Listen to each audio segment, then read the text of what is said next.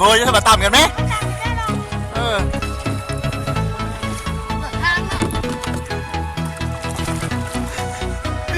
ยกมือเด้อวิดีโอเด้อลอกเหงื่อทางนี้อะไรกูจะใส่ละลองเหงื่อนอนอยู่น้ำซองจะมีอุบัติเหตุสาวลิต้าตกน้ำแล้วบายบางทีมันง่ายๆก็ไปตามเอาโอ้ยจังเม่นเนาะไปกันเด้อการเชียร์วันหลักใส่แล้ววันแล้วไผ่เสด็จที่1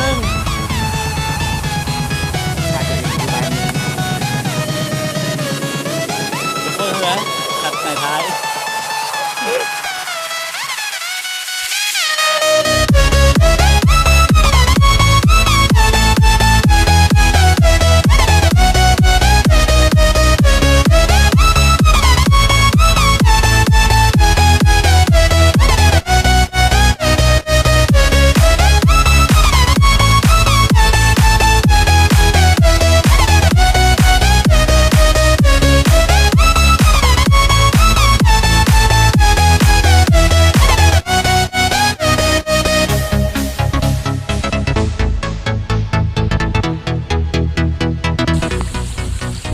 เอาขัดทายได้ไหมล่ะทางหน้ามีหินเด้อทางหน้าเด้อทางหน้ามีหินเด้อทางหน้าเด้อ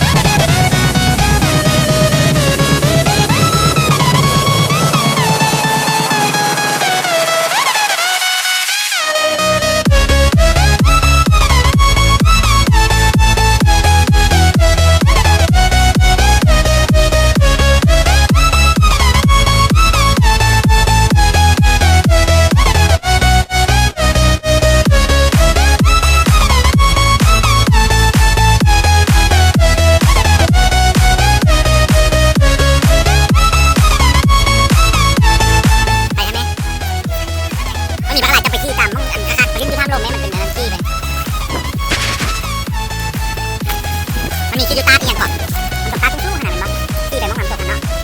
ตัวน้ำแพงมันก็อันนั้นมันแพงที่ไปห้ามขนาด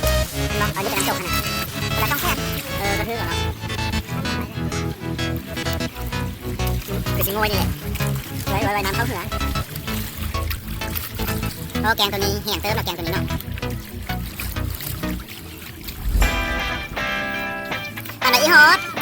ปันเดอร์อีฮอตนี่มากกินตีนนะนี่นะ